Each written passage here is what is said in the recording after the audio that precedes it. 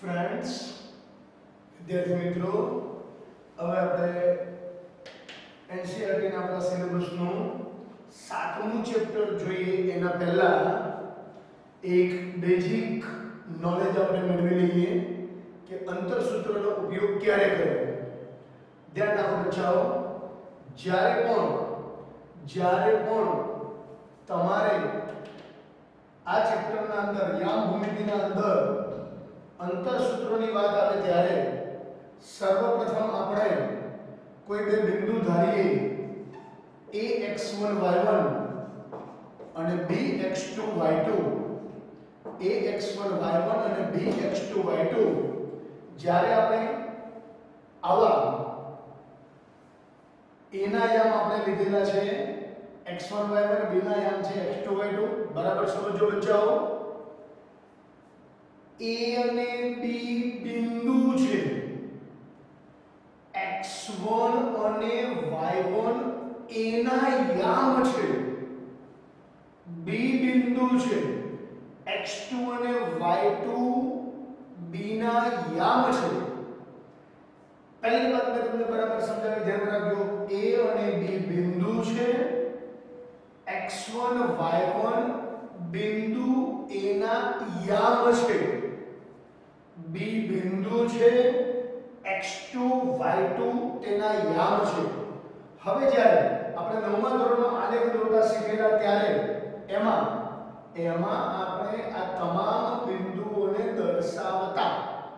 એટલે બચ્ચાઓ બીજી વસ્તુ તમારે ખાસ ધ્યાન રાખવાની છે, કોઈ પણ બિંદુ જ્યારે બી તમારી સમક્ષ આવે ત્યારે એનો પહેલો યામ હંમેશા x અક્ષનો સમજવાનો. કોઈ પણ બિંદુનો પહેલો યામ તમારે x અક્ષનો માનવાનો. પહેલો યામ હંમેશા x અક્ષ હોય, x અક્ષ પરનો યામ હોય, અને બીજો યામ હંમેશા y યામો જ હોય.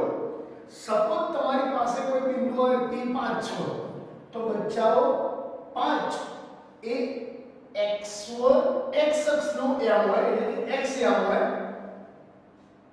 બીજો જે છે તે y યામ હોય. બરાબર? એટલે આને બરાબર મગજમાં ઉતારજો. હંમેશા પહેલો x યામ હોય, બીજો y યામ હોય. હવે અંતરસૂત્ર તો AB બરાબર બચ્ચાઓ આપણું સૂત્ર આવશે વર્ગમૂળમાં x1 માઈનસ x2 નો વર્ગ વત્તા y1 માઈનસ y2 નો વર્ગ. અંતરસૂત્ર AB બરાબર, એટલે કે a અને b વચ્ચેનું અંતર AB બરાબર વર્ગમૂળમાં x1 માઈનસ x2 નો વર્ગ વત્તા y1 માઈનસ y2 નો વર્ગ. વિદ્યાર્થી મિત્રો, ઘણી વખત સરળતા ખાતર આપણે આ સૂત્રનો પણ ઉપયોગ કરીએ. મેં ab નો વર્ગ કર્યો તો અહીંયા આપણે વર્ગ કરીશું. વર્ગીય વર્ગમૂળ ઉડી જશે એટલે આપણું સૂત્ર રહેશે x1 માઈનસ x2 નો વર્ગ વત્તા y1 માઈનસ y2 નો વર્ગ. આ બંનેમાંથી ગમે તે સૂત્રનો ઉપયોગ આપણે કરી શકીએ, પણ નવા સિલેબસમાં જનરલી આપણે આ સૂત્રનો ઉપયોગ કરીશું. ક્યારેક આપણે ઘણી બધી રીતો જોવાની છે તો એના માટે તમારે આ અલગ અલગ સૂત્રોનો ઉપયોગ કરવાનો રહેશે. બરાબર? જનરલી આપણે આ સૂત્ર વાપરીશું. બચ્ચાઓ, તમને બીજું હું બતાવું કે માનો કે તમને કોઈ જગ્યાએ યામ આપેલા હોય. ફરીથી સૂત્ર ફરીથી ધ્યાન રાખી લેજો. a અને b ના યામ આપેલા છે તો a અને b વચ્ચેનું અંતર AB બરાબર વર્ગમૂળમાં x1 માઈનસ x2 નો વર્ગ વત્તા y1 માઈનસ y2 નો વર્ગ થાય. અને એ પણ વર્ગમૂળ. પ્રશ્ન થાય કે આ વર્ગે આ વર્ગમૂળ કેમ ન ઘટ થાય? કારણ કે મિત્રો વચ્ચે વત્તા છે ગુણ્યા હોય તો થઈ જાય. આ બંને કૌંસો વચ્ચે ગુણ્યા હોય તો થઈ જાય. ઉદાહરણ તરીકે હું તમને બતાવું, ધ્યાનમાં રાખજો મિત્રો. ઉદાહરણ તરીકે તમને બતાવું, 5 નો વર્ગ 4 નો વર્ગ રાખો અને 3 નો વર્ગ. જો આપણે આમ બે રીતે સાદુરૂપ કરીએ એટલે તમને ખ્યાલ આવે. 4 નો વર્ગ 3 નો વર્ગ. તમે 4 નો વર્ગ કેટલો થાય બચ્ચાઓ? 16. 3 નો વર્ગ કેટલો થાય? 9. 16 ને 9 કેટલા થાય? 25. 16 ને 9 કેટલા થાય? 25. 25 એટલે આપણે શું લખવાના બચ્ચાઓ? 5 નો વર્ગ. વર્ગે વર્ગમૂળ કેન્સલ એટલે આપણો જવાબ આવે 5. આ સાચી રીત છે. હવે તમે જો આ જ વસ્તુમાં માનો કે તમે આવું કરો, 4 નો વર્ગ વત્તા 3 નો વર્ગ. હવે તમે એમ કહો કે સર વર્ગે વર્ગમૂળ આપણે આ ઉડાડીએ તો શું થાય? જોજો હો, તમે આ વર્ગ અહીંયા વત્તા છે એટલે એક્ચ્યુઅલમાં કટ નો થાય. 4 નો વર્ગ 16, 3 નો વર્ગ 9 એવું લખવું જ પડે, સાદુરૂપ કરવું પડે, પછી આ વર્ગમૂળ ઉડાડે. અહીંયા તમે આ વર્ગે વર્ગમૂળ માનો કે ઉડાડો, વર્ગે વર્ગમૂળ આમ ઉડાડી દો અને 4 વત્તા 3 લખો તો જવાબ કેટલો આવે? 7. જે ખોટો છે, આ સાચો જવાબ છે. અહીંયા ના ઉડાડો. હું તમને એક બીજું ઉદાહરણ બતાવું. આ ખોટું છે હો. આવી રીતે આપણે કટ ન કરી શકીએ. x² + y² ઉપર વર્ગમૂળ છે તો આ વર્ગે આ વર્ગમૂળ ન ઉડે. પ્રશ્ન થાય ક્યારે ઉડે? તો બચ્ચાઓ x + y આખા કૌંસનો વર્ગ હોય અને આવી રીતે વર્ગમૂળ હોય તો આ વર્ગે વર્ગમૂળ ઉડે. એટલે આપણો જવાબ થાય x + y. આમાં ન ઉડે. બરાબર? અહીંયા વર્ગે વર્ગમૂળ ઉડાડાય નહીં, નહીંતર આમાં કોઈ ફરક જ નહીં. બરાબર? હવે બીજી વાત જો આ ખોટી વસ્તુ છે, આ ખોટું છે, આ રીતે ન ઉડાડાય. આ સાચું સ્વરૂપ સાચું છે અને આ ખોટું છે. આવી રીતે વર્ગમૂળ કટ ન થાય. અહીંયા જો મેં ઉદાહરણ તરીકે તમારી સમક્ષ મૂક્યું છે x² + y² તો અહીંયા x² + y² વર્ગે વર્ગમૂળ ન ઉડે. x + y નો વર્ગ વર્ગે વર્ગમૂળ અહીંયા ઉડે એટલે આપણો જવાબ આવે x + y. બરાબર? હવે ધ્યાન રાખો બચ્ચાઓ, મેં તમને AB ના અંતરનું સૂત્ર શીખવ્યું. માનો કે અહીંયા AB ની જગ્યાએ માનો કે તમને પરીક્ષામાં CD આવે. C ના યામ આપ્યા હોય x3 y3, D ના યામ આપ્યા હોય x4 y4. તો બચ્ચાઓ એ સમયે તમારે સૂત્ર લખવાનું CD બરાબર વર્ગમૂળમાં. શું લખીશું મિત્રો? વર્ગમૂળમાં x3 -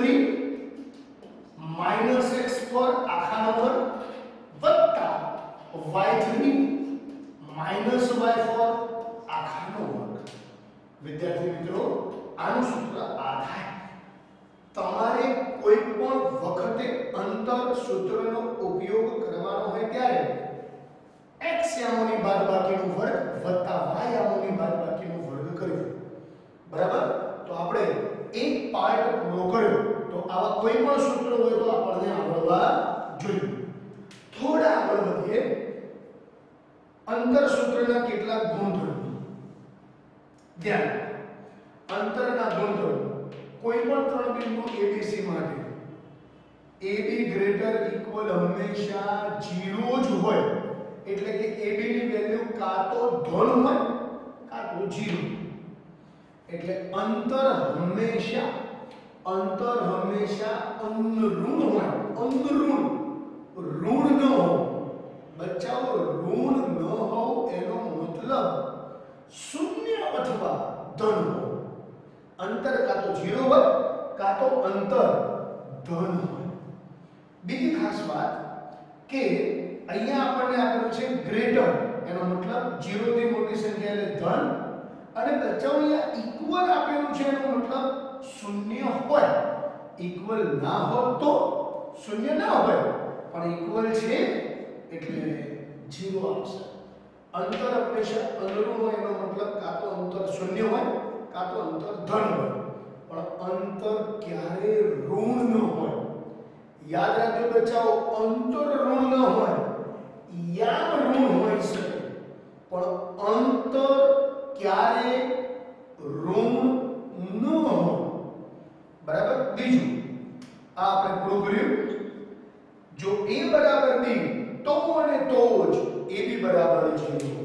બચ્ચાઓ તો અને તો નો મતલબ તમે સ્ટાન્ડર્ડ 9 ના અંદર શીખ્યા છો. એ ભૂમિતિમાં આપણે 5મા ચેપ્ટરમાં શીખ્યા 9મા ધોરણમાં. જો a બરાબર b હોય તો અને તો જ ab બરાબર 0. મતલબ a બિંદુ અને b બિંદુ યામ સમતલમાં એક જ જગ્યા ઉપર હોય તો a અને b વચ્ચેનું અંતર શૂન્ય થાય. અને તો અને તો નો મતલબ એવો હોય કે જો a બરાબર b તો ab બરાબર 0, અને જો ab બરાબર 0 તો a બરાબર b.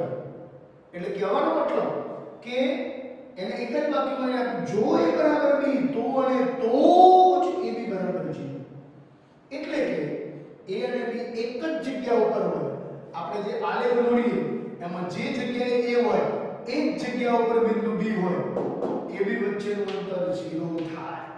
a અને b એક જ હોય તો ab બરાબર 0 થાય, અને ઉલટું ab બરાબર 0 હોય તો a બરાબર b થાય. એટલે તો અને તો જ વાપરે. જો બચાવો એમાં કયા બે વિધાનો સમાયેલા તમને બતાવું.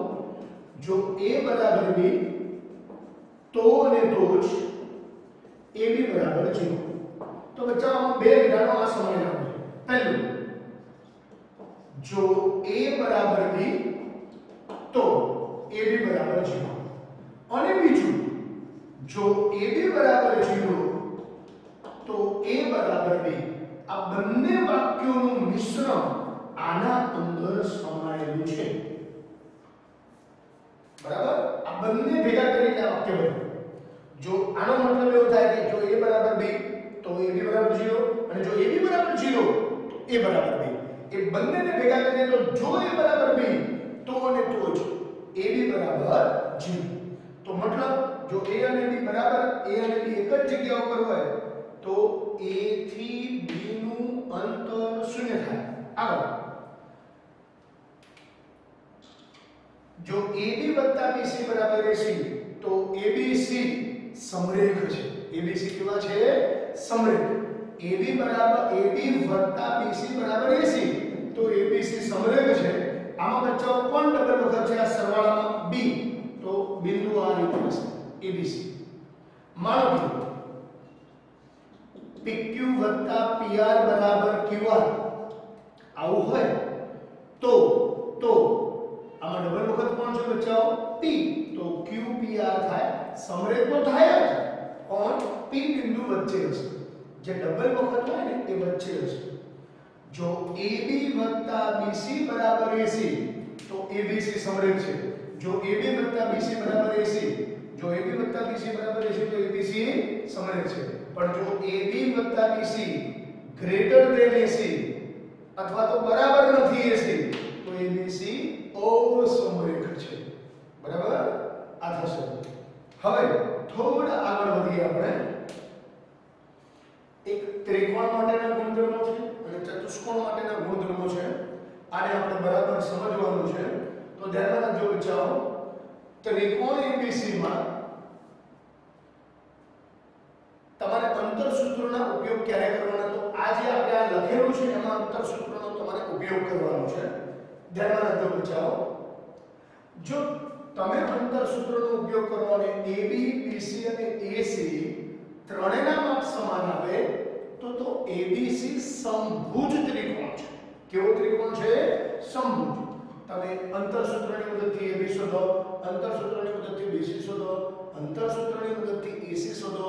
જો ત્રણેય માપ સમાન આવે તો તમારે સમજી લેવાનું કે ABC સમભુજ ત્રિકોણ છે. AB = BC બરાબર નથી AC, માત્ર બે જ બાજુ સમાન, તો એને કહેવાય સમદ્વિ. સમ એટલે બે, દ્વિ એટલે સમ એટલે સમાન, દ્વિ એટલે બે, ભુજ એટલે બાજુ. બે બાજુ સમાન હોય તો એને સમદ્વિભુજ ત્રિકોણ કહેવાય અને ત્રણમાંથી એક પણ બાજુ સમાન ના હોય તો તેને વિષમભુજ ત્રિકોણ કહેવાય. બે બાજુ સમાન સમદ્વિભુજ ત્રિકોણ, એક પણ બાજુનું માપ સમાન ન આવે તો ત્રિકોણ એબીસી વિષમભુજ ત્રિકોણ છે. ફરીથી જોઈ લઈએ. ત્રણે બાજુ સમાન ત્રિકોણ એબીસી સમભુજ ત્રિકોણ, બે બાજુ સમાન ત્રિકોણ એબીસી સમદ્વિભુજ ત્રિકોણ, એક પણ બાજુ સમાન નહીં તો ત્રિકોણ એબીસી વિષમભુજ ત્રિકોણ છે. બીજી વાત બચાવો આગળ. જો AB² + BC² = AC² પાયથાગોરસનું પ્રતિપ્રમેય આપણે શીખેલા છીએ. AB² + BC² = AC² તો ત્રિકોણ એબીસી કાટકોણ ત્રિકોણ છે. ત્રિકોણ એબીસી કાટકોણ ત્રિકોણ છે જેમાં B કાટકોણ અને AC કોણ છે. AB = BC હોય અને AB² + BC² = AC² હોય તો ત્રિકોણ એબીસી સમદ્વિભુજ ત્રિકોણ છે. ફરીથી સમજો. AB² + BC² = AC² હોય તો ત્રિકોણ એબીસી કાટકોણ ત્રિકોણ છે. AB =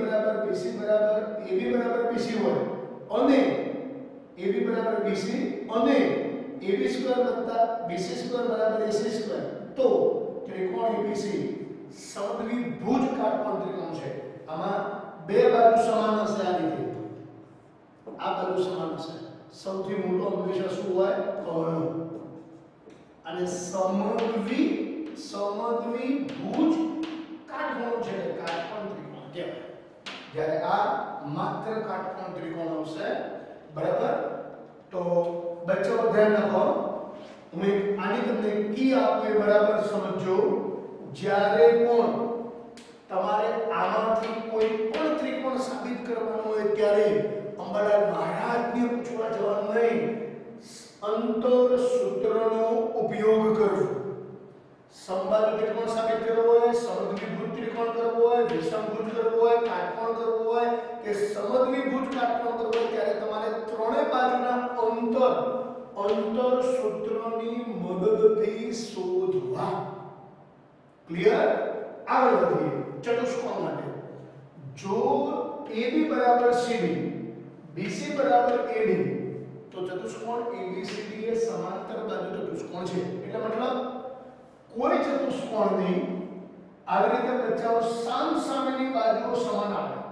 આ બે બાજુ સમાન, આ બે બાજુ સમાન, માત્ર સામસામે. આમાં બી તમારે બધામાં અંતર સૂત્રનો જ ઉપયોગ કરવાનો છે. કોઈ પણ ચતુષ્કોણ સાબિત કરવાનો હોય ત્યારે અંતર સૂત્રનો ઉપયોગ કરવાનો છે. બરાબર? મધ્ય બિંદુના યામ જ્યારે આવશે ત્યારે આપણે બીજો બેઝિકમાં એ સમય હું તમને બતાવીશ કે બીજા કયા રીતે તમે આમના યામ શોધી શકશો અથવા ચતુષ્કોણ સાબિત કરી શકશો.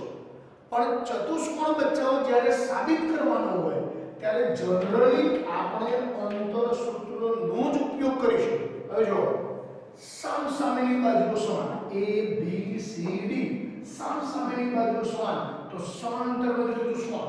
સામસામેની બાજુ સમાન તો સમાંતર બાજુ ચતુષ્કોણ. સામસામેની બાજુ સમાન તો સમાંતર બાજુ ચતુષ્કોણ.